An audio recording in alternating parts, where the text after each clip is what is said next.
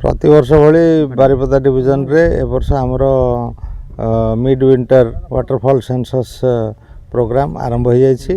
आज सकाल 6टारू गणति आरंभ होइछि।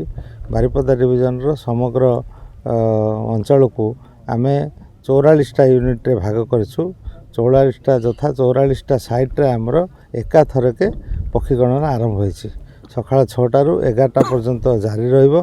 आउ पक्षीर समागम आम ऑलरेडी डायरेक्ट साइड मेथड रे वर्तमान आम देखुछु एवं निज आखि देखिकी गणति आरंभ होइछि।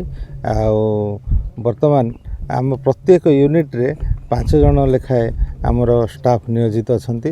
सेथि मध्यरु 3 जन फॉरेस्ट स्टाफ आ जने ऑर्निथोलॉजिस्ट आ गोटे एनजीओ मध्य एवं प्रेस मीडिया भाई मानक मध्य अंतर्भुक्त करा जायछि। एथर बारिपदा डिविजन रे मेजर वाटर बॉडीज आमर जंभिरा डैम रे वर्तमान आम उपस्थित अच्छु। देउली रेंज अंतर्गत जंभिरा डैम रे आम वर्तमान साइटिंग रे आम अच्छे।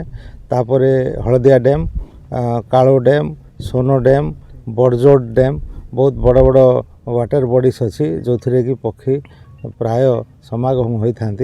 आउ ए वर्ष आम लक्ष्य करछु जदिओ कुहुडीर टिके मात्रा अधिका थिबा हेतु बोधे टिके विलंब रे पक्षी आसीपारती। आमे वर्तमान जहा अनुध्यान करिछु जे लेसर व्हिसलिंग डक अधिका संख्या रे अछंती। तापरे हमर किछि पोचाड टफ्टेड पोचाड मध्य आमे सखाळु माने देखिचे। तापरे little cormorant and greater cormorant ए दुईटा मध्य देखाई। किंगफिशर आउ कॉमन ब्लैक ड्रंगो, किंगफिशर एवं इग्रेट्स एगुड़ाक बर्तमान पर्यंत आम ऑब्जर्व करचे। आउरी पक्षी गणना जारी रहिबो। ए वर्ष जेते माने पानी रो मध्य भल अंचल रही निश्चय आम आशा करछु पक्षीर समागम अधिकार रहिबो।